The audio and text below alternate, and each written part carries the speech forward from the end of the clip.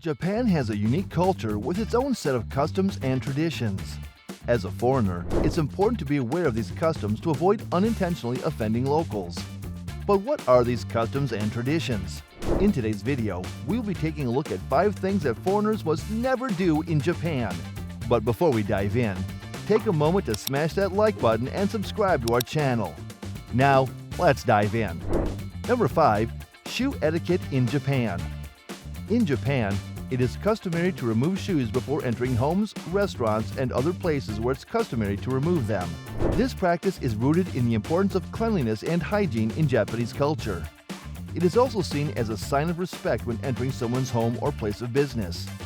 Many workplaces, schools, and hotels also require everyone to remove their shoes and wear slippers or indoor shoes. When you visit a Japanese home, it is essential to take off your shoes at the entrance or genkan. Typically, you'll find slippers available for you to change into, but if they're not provided, it's acceptable to enter with your socks on. If slippers are offered, it's considered polite to wear them while in the house, but remember to remove them if you enter a room with a tatami floor.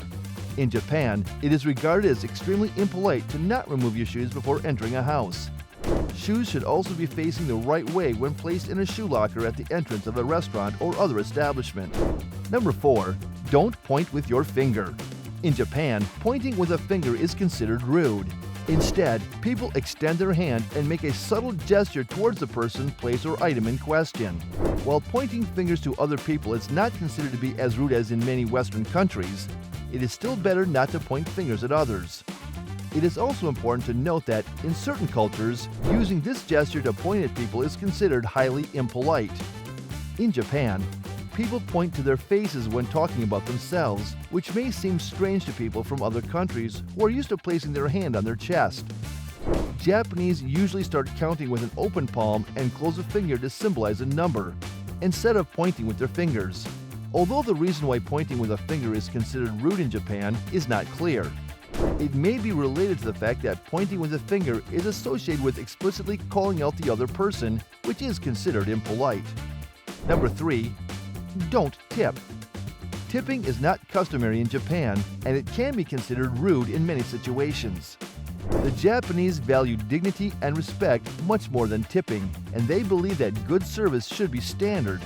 In fact, the Japanese are hardworking people and do not expect a tip, and in most cases will politely refuse a tip as well. Saying "arigato," thank you, is enough to show your gratitude.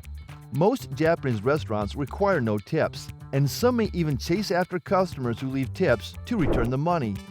Tipping is also not expected in other situations, such as in taxis, hotels, and hair salons. Number 2. Don't eat or drink while walking. In Japan, eating or drinking while walking along or standing around on the street is considered bad manners. Japanese people tend not to eat while walking, and it is a big no-no in Japan. Eating and drinking while walking is seen as disrespectful and impolite because it is considered unclean and messy. Japanese people value cleanliness and hygiene, and they believe that food should be enjoyed in a clean and comfortable environment. Number 1. Don't talk loudly on public transportation. In Japan, it is considered rude to talk loudly on public transportation. Silence, quietness, and respect is valued by Japanese people, and they believe that being too loud inside public transportation is impolite. Most locals sleep, read, or listen to music while traveling, and it is common practice to avoid talking loudly in public. It is important to be mindful of your surroundings and to respect the personal space of others when using public transportation in Japan. Refraining from talking too much or interrupting others is also widely encouraged in Japan. And it is important to remember that the Japanese will not try to interrupt you when you talk, so the same respect must be given back. What other things are you aware of that foreigners must not do in Japan?